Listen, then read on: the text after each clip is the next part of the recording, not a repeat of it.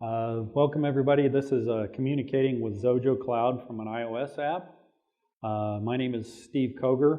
I work for Southeast Kansas Education Service Center, commonly known as Greenbush if you're from the Kansas area. What do? We have a primary product as a payroll accounting software for school districts. It's not written in Xojo, it's written in another product you've never heard of, likely called Workstation Basic. But we've used Xojo, actually started with Real Basic and then moved on to Xojo. Over the years, we just basically made products that extended our existing accounting product. And what we've ended up developing is we made a timekeeping system that is hosted on Xojo Cloud, and then we needed a time clock to be able to track time, and I developed an app in iOS that does that and obviously transmits information, connects up to the website. And we have 95 plus school districts on our accounting software. We have probably 30 that are currently using the timekeeping system, and as the slide says, we have 95 plus time clocks out there in the field. And they're communicating with our Xojo Cloud server 24/7. What I plan to cover today, how to create and configure a Xojo Cloud server. I'm going to go over that very quickly just so, who here is using Xojo Cloud? Oh, several of you, okay. We're going to go through an example web app and deploy it to that Xojo Cloud. That will be our server app. And then we'll go through an example iOS app and run that in the simulator, having it communicate with the web app. And when they give you the information and videos afterwards, there should be examples. There'll be copies of my example code for you guys to play around with. Then we'll deploy the iOS app to my physical iPad and run the app. And we'll talk about some advanced iOS and Xojo things. And if we still have time, talk about some advanced Xojo Cloud features. And if we still have more time, show tools to supervise the iPads. All right, so let's start off with creating Xojo Cloud server. To do that, what you have to do is you have to go to the Xojo website and go to the buy page and pick out which size server you want. They have several different sizes, small. I don't know if this has changed. Originally small, you couldn't have a database on, or you could use like SQLite, your own SQLite, but you couldn't have like MySQL or Postgres. You have to have at least a medium-sized server for that. And if you make that selection, then it makes you go through and fill out all your credit card information and charge it to your account. I'm not going to go through that in a demo. But what will happen is once you've done that, then you'll basically sit back and you'll receive an email from Xojo that says, that you've requested a server, and it takes about an hour for it. Most times I've found it's about 5 minutes before when you get the second email that says that your server is available. Now, what you do on that is you need to click on the link that's in the email that takes you to the Xojo Cloud on the Xojo website where you can administer your server. Okay. There, you'll see a list of your servers that are available, and that new one that comes up usually is named because when you create your server, there's several different locations. There's like New York and I think Los Angeles, and then there's some outside the country as well that they host upon. But normally when it creates the new server, the important thing that you want to catch on that, and as you can see, is an IP address that was assigned to that server. You want to make sure you record that information somewhere because that's how you can access your Xojo Cloud server. Okay? And in this case, what we're going to do is you would need to rename your server. So one of your options there is you can restart. And I'm going to go ahead and go to the next page where I talk more about the different admins. You have the option to restart, which lets you restart your Xojo Cloud server, rename, which is what we used there first to rename it from New York to be XDC demo server. You can list your apps that you have deployed to your server. You can set up SSL connection so you have a secure connection to your server, which that requires you to obviously have purchased the domain and have a certificate to be able to put on there. I'm not going to go through that today. Delete.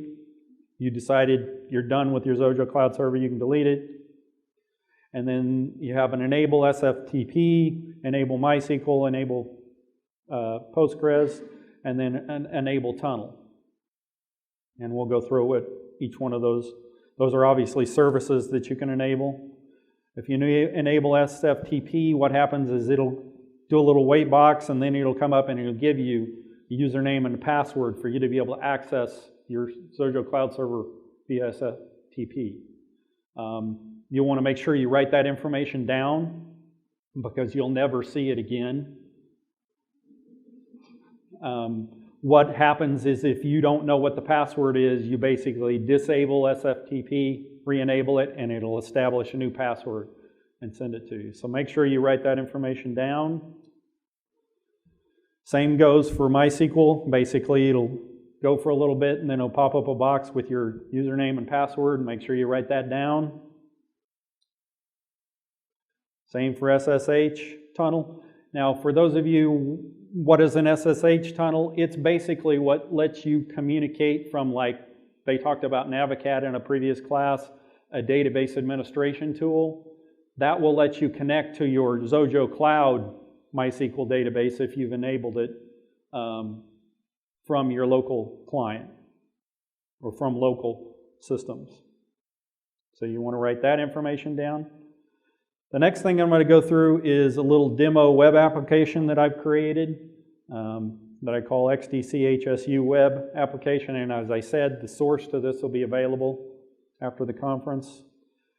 Why do we call it HSU? Because what we use is Xojo has an event called handle special URL on its web server that you can use. That in a normal web server you have session for every person that connects to it. Handle special URL gives you the ability to respond to like services, basically create your own service. They also have handle URL. I prefer the handle special URL because it will, you basically put, if you put special or API in your URL, then that's what fires this event. And we'll look at that here in my code. I gave you a link to the page on Xojo docs on more on handle special URL. You want to look at that? And basically that's touching on what I just told you. Okay. So this is the topics I want to look at in the code. I use constants with the database connection information because in my demo code I'm actually setting up and showing you how to access your MySQL database from your web server and that sort of thing. So in order to do that, we're going to have to put in the constant or the information. That may not be the best way to do it. You probably are going to want to obfuscate that information so that it's not just directly, but for example purposes, that's what I did. I just put that information in constants. Event handlers, handle special URL and open. I'm just going to go ahead and pop over to my Xojo code. Okay, this is, well, I went to my iOS code, sorry. We need to start with my, okay, this is my XDC HSU app, and we talked about the constants that I use. And here we have, what I've set up is I have, I'll go ahead and click on some of these. Some of the text is kind of small. I might need to zoom in on that. Okay. Didn't think about that. Can you guys read that any at all back there? Okay. What's the zoom in on a Mac? What? Control S? and plus. Yeah, that's not going to take it. Okay. See here if I can zoom in on or increase the size of the text. Okay, well, basically, you guys know that there's a value over here for your constant, and in this case, it's for the string cloud app IP, and I have constants defined for each one of these, like the password and the user. We're going to need to fill those out I have ones for local and for the cloud that I've defined, and we're going to need to take those over and put them in, so I'm going to do that here real quick. And I've created a Xojo Cloud specifically for this class that's going to go away after the class, so I'm not afraid of you guys seeing what this information is. So, but we're going to start off with, I need to have the MySQL username, which is dbadmin, and we'll take that over to the app.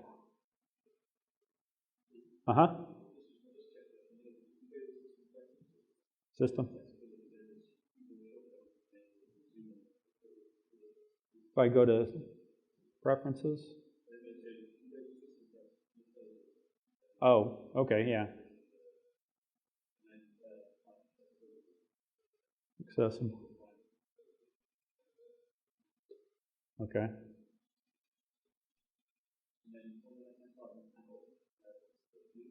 Zoom. Okay.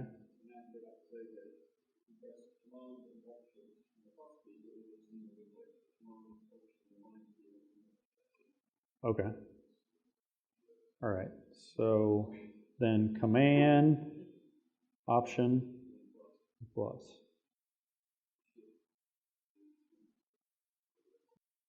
No, it's still not. Command.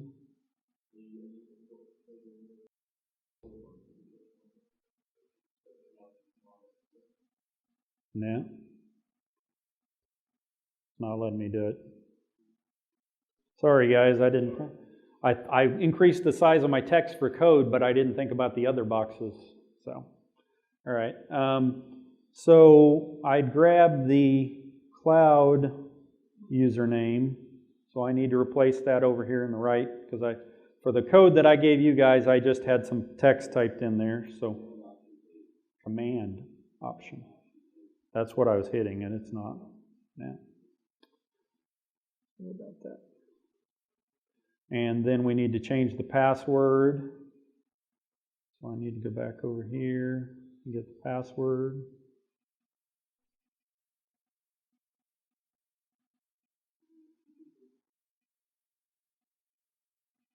Oh, you can't copy paste stuff that's gotten marked.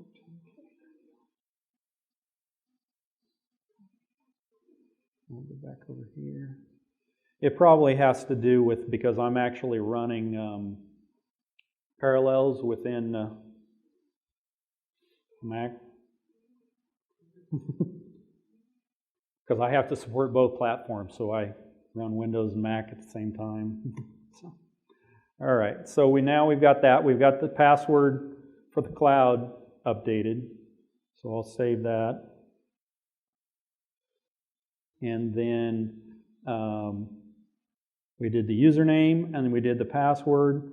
I don't have to change my local ones, I don't think. Yeah. All right. So that's the constants that we had to look at. Some of the other events that I talked about with the handle special URL. Now see, that's a lot bigger. I did get the text size changed. Okay, so then once you get that information in there, you have what this program is going to do is handle special URL passes in information as a web request. And so then you bring it down here and you have to process the request. And you can see in my example, I've done some hard coding for some specific stuff, and I've just decided target cloud, and we come in and we process some specific information, and here's where I'm pulling in my constants, and I'm connecting to my MySQL database. And this is where it's deciding if it's cloud, then it connects to the database one way, and if it's local, then it connects to a database. And when I say local, if you're going to do the local test, you have to have MySQL installed on your computer locally for that option to work if you're testing the program. And you see what it does is based upon some information. We have this string org passed in of demo. Then it's going to say the database name is demo_XDC. So that's how it's coming up with the database name. And then we pass in. And if you notice here, string key came from the content that came in. I processed the information that came in. And I'm making you enter a code or pass code for authorization before I'm going to do anything. And when I show you the iOS app, you're going to see where we're doing that. But basically, if you don't pass in XDC 2019 with what you're sending me, then I'm not going to let you do this process. And so I go out and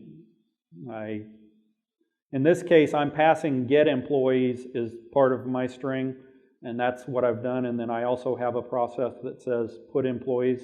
So basically, I have a get and a put example in my program where I'm requesting some information from my iOS app, and then I'm going to turn around and send that information back up. Okay. Anybody have any questions on that? I kind of went through it quickly. Basically, I'm showing you some examples of, if they got the password wrong, or then it comes back with method not or unauthorized, and this request status is sometimes when you go access a web page, you may get an error number like a 404 or 401. Those are some standard HTTP error numbers. So I'm basically returning that if you do request status. And then basically if you put stuff into request print for that and then do return true from this process, then it will return that information to whoever requested it. So. And then I've done some other error checking down here at the bottom. Other things in this that I've done, we have my methods, which is it calls the get employees, which goes out and reads from a simple database that I've created. And also along with this, I did include a SQL script file with what I submitted for them to give you after the conference that has this test data in it, so that you can just import into your MySQL database if you want to test with it. Okay, so, and then we also have get employees, and we can come back through this after we've gone through and I've run the demo, and if there's anything you guys want to look at in particular. Some other important things is like I set up a property on the app for my database connection. And then I have a log array, which what that is that's my array that I'm using to pass information from when they've done the put employees to display back on the screen to you, and we'll talk about that here in an example. But other important things on a web app going to the Xojo Cloud is you notice down here on the bottom, it's kind of small, and unfortunately, once again, it's you have to set some specific things for a app going to the Xojo Cloud. One is over here on the far right. You're going to have a selection of Xojo Cloud servers that you have available. When that's created, it gets added to this list. As you see, we have quite a few. So I have to make sure that I pick my Xojo Cloud server. If you don't have a Xojo Cloud server and you go look at that, you're not going to get anything in that list. Another important thing is that you have to have an application name, and that is going to be important because that's going to be the URL that can be used, part of the URL used to access that application. And I'll show you more of that when we actually run it. They have added some additional features here to show statistics on your Xojo Cloud server. So once you've got it up there and running, then you can go out here and pick that application, and it can kind of give you an idea of how much CPU usage there is in memory and other things, usage of the app. Okay, so now I think that's covered most everything. Your next thing is you actually have to deploy it to your server. Oh, there's one other thing I want to say. On your shared settings, the stage code makes a difference in when your app gets deployed. If you're in final, then it's just going to go up with your application name as the URL to access your app. If you have it in one of these other stages, then it's actually going to add, for like if you pick development, it's going to add -dev to your application name so that you can have different levels, stages of your code out there to test with. And it's not just overwriting the same thing. So if you, in this case, we're just going to leave it as final, but say if I develop that or put it on development, it would be HSU, I have to refresh myself, it's XDC-HSU, and then it would be -dev after it. And that's how you would access your application. But in this case, it's just going to be XDC-HSU. So let's go ahead and hit deploy on this and cross our fingers that it does deploy. I did a test earlier this morning and it worked fine, but I do have another one out there as a backup if it doesn't, so we don't get held up. So while that's deploying, which sometimes it can take a little while and sometimes it goes really fast just depending upon how busy the servers are, I can go ahead and do a little bit of talking. We'll go ahead and go over to the iOS side. And in the iOS application, this is just an example. I have this set up to actually be able to run on either an iPhone or an iPad. In iOS applications, you create basically views for either an iPhone or an iPad. And as you can see here at the top, I have a text box that, just for example purposes, when I talked about having a password in there, this is part of what I set up, where you could type in and have a password to be able to pass with the information that goes in. All right, let's real quick go back and see if, okay, if your application is deployed successfully, usually what will happen is your default web browser will open up and it will take you to your application. And as you can see, what I was talking about here, how it accessed it was that original IP address that was given that cloud server /XDC-HSU. Okay? And just so you see, I'm going to go ahead and open up another tab, and I'm going to paste that here. But what I'm going to do is I'm going to add -dev that I talked about to that. And you can see that there's another copy of my application out there running that was dev. That was my backup if it didn't work. Oh yeah. Well, when you, okay, let me repeat his question. Can you get the regular page title in the URL rather than the IP address? Yes, you can, but that takes some more work beyond that. Like, do you have a domain and a domain provider that you get your domain address from? Generally, on your domains, you have the ability to go in to there and create DNS entries. And what you do is you create a DNS entry that points to this IP address, the IP address of your Xojo Cloud server, and then once that gets pushed out to the internet, then your domain would then point to your Xojo Cloud server. Everybody understand that? Okay.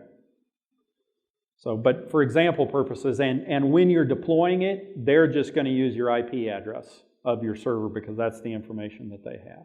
And for example purposes, I did, because that just brings in a whole nother realm of understanding that I didn't want to tackle today. Okay. All right, so we have our app deployed, or web app deployed. So we're sitting there waiting. And basically what I have here is it's sitting there waiting, but then I have a timer running on that page that's going to update us with the status of our app. So let's go back over to the iOS side and look at our iOS application. Okay, and in it, I've given you, as I said, this line has the password in it, and then it has a little code EMD, and that's basically what tells the web app that I want to get employees. That's kind of, I have just a little simple coding structure here that you can type in, and I have to have that when I go to do the get employees, which is I have a button that's going to get employees, I have a button that's going to send data, and then I have a check here whether or not we're doing it local or from the cloud. To start off with, I'm just going to do it local here on my Windows side. So to do that, I actually have to run my database locally here. We'll do that real quick. And as you can see, it fired up there locally. And we'll minimize that, and we'll go back over to our iOS app. And we'll run it, and then we can come back and look at any specific code that you guys would be interested in. Okay. So what that's going to do is, this is actually firing up the simulator, which to get the simulator, you have to have Xcode installed on your computer. Basically, to generate iOS apps out of Xojo, you have to have Xcode installed. But here's our sample app running, and if I click Get Employees, as you can see, what I did is it generated and received a request, and it got back this JSON called Get Employees, and has all that employee information, and it processed that, and then it put it into a list box. Okay. So then now, when that occurred, it actually created a local SQLite database. So I'm giving you an example of how to do that as well, and stored that information in that SQLite database. And so now I can click Send Data, and hopefully that will successfully, or come back with a result of success. And what happened there was, I went out and made a request to my web server, and it processed that information and sent back success. Okay. So if we go back over to here, as you can see, it had a request here for Get Employees, download requested. So it sent that information. I had to get back over to the right one. It also then, this list got populated with the employees that got sent back up from the iOS app. Okay.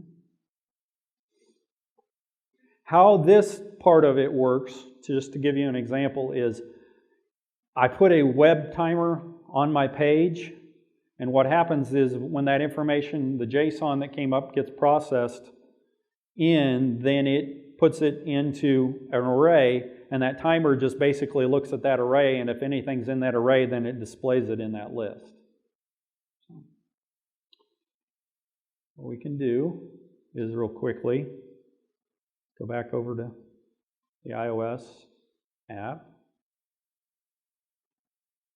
and we can stop it, and we can look at some of the methods that, The important thing here is, on the iOS side, is you have to use an HTTP socket, and I've done that here.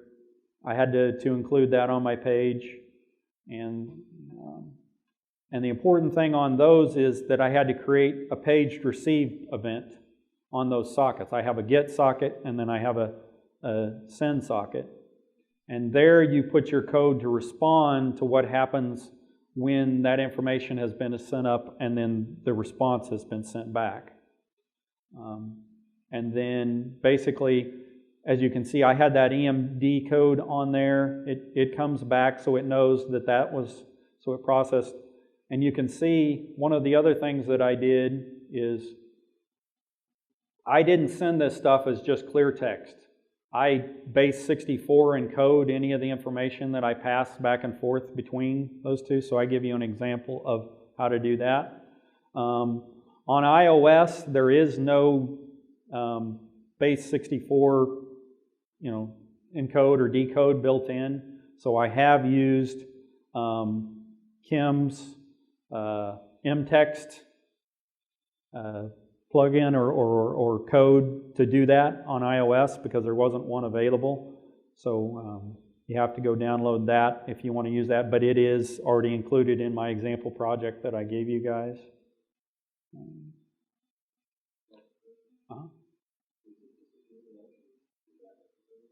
Is this a secure connection? It's over HTTPS. Let me go. Did I repeat your question? First of all, is it a secure question or secure connection? Yes, it is. I'm doing this entirely over HTTPS. iOS pretty much requires it. It does not work very well with any non-HTTPS connections. Yes. And I've actually done it with, I have a salt password that's included with it that I do. I didn't do that in this example, but generally in ours we do it just as an additional for making sure that the information that's passing back and forth, somebody's not listening on it and just sees clear text. So, any other questions before we proceed? Okay. Anything in particular you guys would like to see in these examples? Because I've run through them, and I could spend the whole rest of the class going into the code individually, but I thought I might want to get on to some of the other topics that I said. So if there's not any particular code that you want me to go through, then I'll move on to some of the other things that I said that I would discuss. Okay. So I'm going to go back to the keynote and kind of catch us up. And this, I'm just going to jump through. This is, if you're going back through, these are things you might go in and look at particular in the code. Just kind of give you an idea of interesting things to look at. We did deploying apps to the Xojo Cloud. Some further details on that. And then we did the example of the app. These are some things in it to look at and topics to look at in the code. We touched on page received, app methods. Okay. Here are some of the requirements for running the demo programs. You have to have a Xojo Cloud server with MySQL running it, obviously. You have to have a Mac with Xcode installed for the iOS program. Testing locally requires MySQL to be installed. We touched on that. If you want to do an example of it on an iOS device, you have to have a USB to Lightning cable. So why don't we go ahead and do that? So to do that, what we have to do is we'll go ahead and do a build. And some important things that you have to be able to do an iOS build is you have to have, no, I made this small over here, didn't I?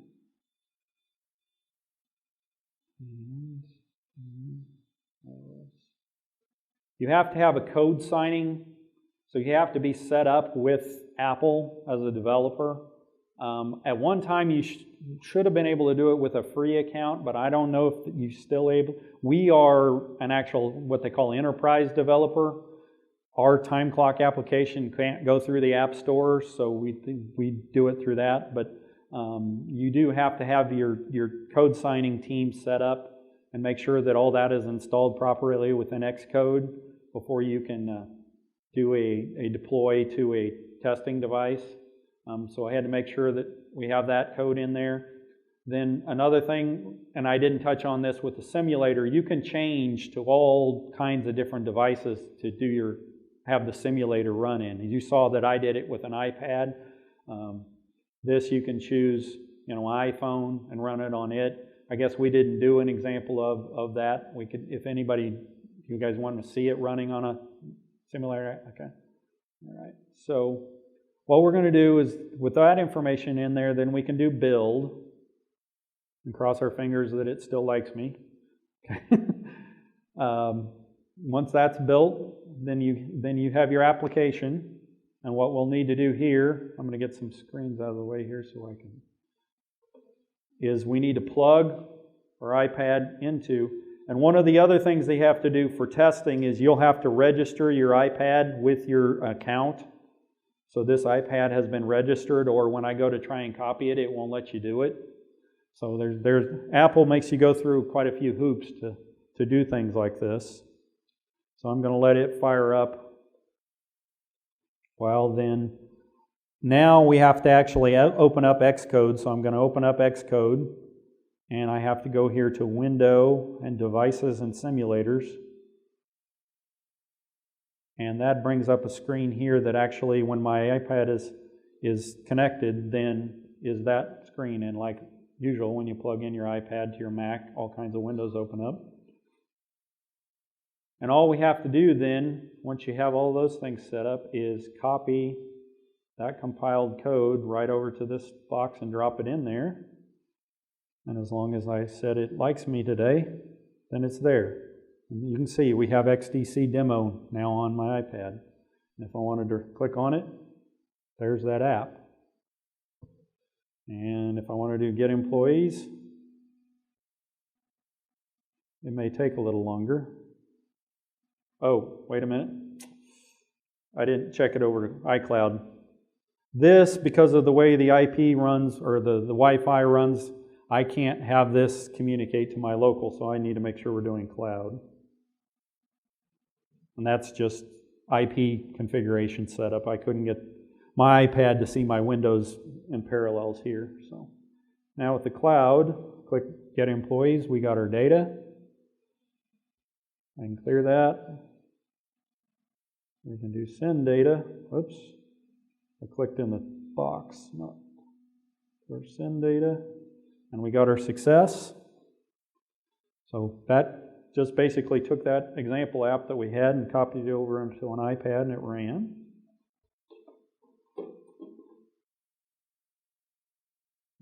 I'm afraid that's going to fall off.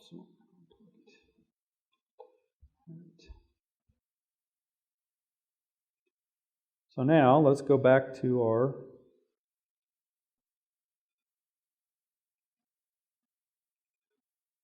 we ran our demo program. We talked about this stuff. iOS device running. Now, testing locally, as I said, must have the database created in MySQL populated with the file that I said would be included, which is xdcdemo.sql. Must have the constants set in your application with the authentication information to connect to your MySQL database. So that would be those constants that I went in and changed. You would need to make sure the string cloud ones were set, or not cloud, to local, string local ones were set to your login and password for your local MySQL database. And then you would run the XDC demo as a standalone app on your machine. Note what port it's set to run. It's currently set to 8081. I'm going to go ahead and jump back and show you where that is set when you run locally on your web server.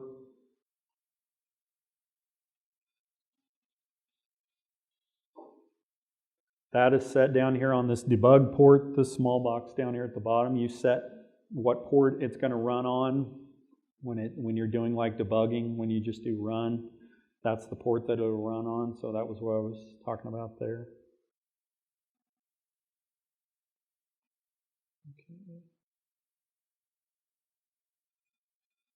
Okay. And we ran the demo iOS program. Running with the Xojo Cloud, we did that, make sure. Here's some other interesting things about accessing iOS files created in the simulator. So for example, when we ran that in the simulator, that's actually, the simulator has folders down within the system that you can look at. If you go to, for example, in our case, if you go out here to File, or go to Go and Go To folder. If you go in, I by default already had to type it in, but if you start off with users and then your username of whatever you're logged into the computer, library, developer, course simulator, devices as your starting point, and click Go and take yourself there, then you're going to see a whole bunch of stuff that goes, what in the world is all this? Well, I'm not going to go into detail to what all that information is, but it creates folders for each one of the simulators that you can look at. What I'm going to do is, my little trick here is, I know that what I'm looking for is xdc demo.sqlite, and I want to start with the devices. It may take a little bit, but it found it. It found a couple copies of them.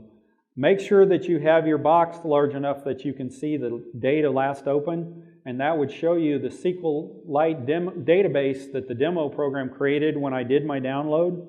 That information, that's that database. So using that, then I can go to Show and Closing folder, and that will take me there. And it's basically a documents folder that's way down through all those things. We didn't have to search down through there. It's possible to do that, but this is the quick way to be able to get to. If you have, like, your iOS app is creating files or things that you want to look at, it's usually created. This is the special documents folder, and that's where it by default usually is created. So what you can technically do is, once you've done that, I can open up that database. By default, this is going to open up in SQLite Manager. I can have this open while my iOS app is running, and I can sit there and see live what's going on in that SQL database while I'm running in the simulator. So that's a neat tool that I use to be able to track what's going on with my data files that you're working with. When you're not in the simulator, it's a little more difficult. What you can do is, there's a, what's the type of file that you have to put in? There's a, let me see if I may have not put an example of it in the, because there's a setting that you have to set for your iOS app that will make it visible in the files in iTunes. I can't remember what the property is, but there's a property that I just have it in a file that I just drag into my iOS apps that puts that property in there, and then when it runs, then in iTunes, what you can do, and I should likely be able to, oh, I unplugged but I can show you here real quick, is if you have that property in there, then in iTunes, hold on to this, once that's in there, where did my iTunes go?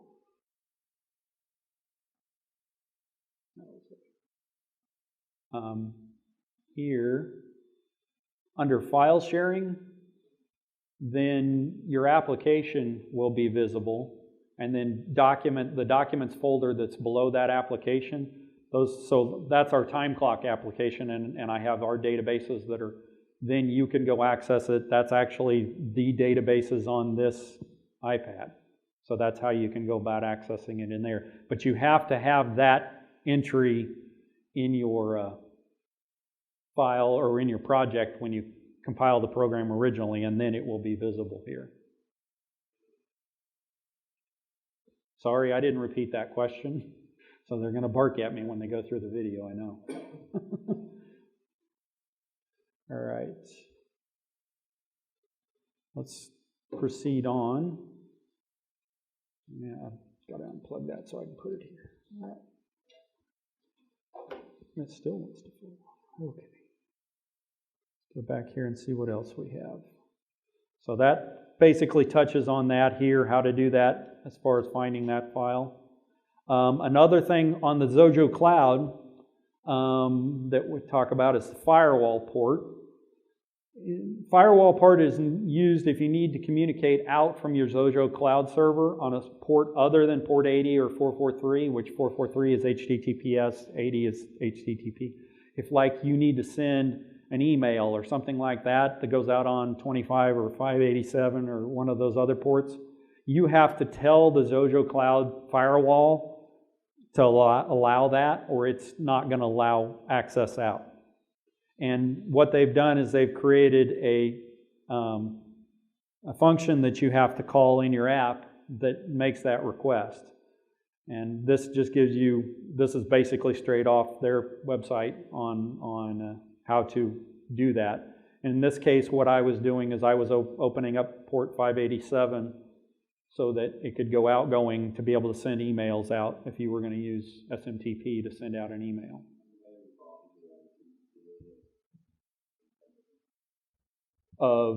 With my Xojo Cloud?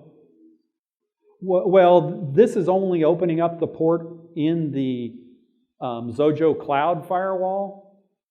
Because the Xojo Cloud, they have a very sophisticated firewall, and some of the other topics that when we get a little bit further along here, I might touch on. What's our time? I'll go ahead and touch on it now. You want to make sure, if you have clients that are regularly accessing your Xojo Cloud server, I would recommend finding out what their external internet IP address is that they come from, and having it whitelisted, contacting Xojo and say, I need this IP address added to my whitelist. Because particularly from our clocks, the schools that we had like 20 clocks in their school district, and I'm sure most companies are this way, when you go out to the internet, you generally end up being one IP address, which is what's provided by the ISP for that. So we had a whole bunch of devices coming in regularly from that one IP address, and their firewall started blocking it. So we ended up, basically what we do is any new client that we add on, we make sure we get those IP addresses and we have Xojo whitelist those. I have put in a feedback request that I would love anybody else join to give us the ability to whitelist so that we don't have to contact them every time, but that's another, their firewall, when they say that it's pretty sophisticated for the Xojo Cloud, it is. That's probably been our most difficult thing that we've had to deal with, and we've got that worked out to where now it's not a problem because we know what we need to do to make it work. But yeah, if you're doing lots of communication all of a sudden, or lots of communication, I would make sure that whatever site you're coming from is whitelisted, or one day your client's going to call you going, I can't get in. So, all right. So that's something simple to do for that. And there's a few more details on that link below. MDM for controlling iPads. You have a lot of different options out there. One of them from Apple was called Profile Manager, that was part of, if you got server version of Mac OS. I guess that's been deprecated, but you're still able to get Profile Manager with it, but there's a download that you can get that they still provide it, but who knows how much longer they're going to provide it. That's what I started off with. We transitioned or are transitioning over to a product called Mosul. They have a free option, or it's hosted. Real quick, I'll give you an example of what you can do with those sorts of tools. Here's an example of Profile Manager. This is our iPads out there that we have that we're able to control. You can do things like push updates out to them, restart them. Here's our Mosul. I have this iPad supervised, is what they call it, within this Mosul. So I could do things like, if I check this box here, and I come down, and I do restart, and I have to confirm with a password. I do confirm. Then eventually, if everything's coming out, I kind of figured it probably timed out on so I may have to log in here real quick. Are we butting up on time here? Okay. Well, I'll open it up for questions. Anybody have any questions? MOSYLE. And that's a product to be able to control your iPads. Any other questions? Uh-huh.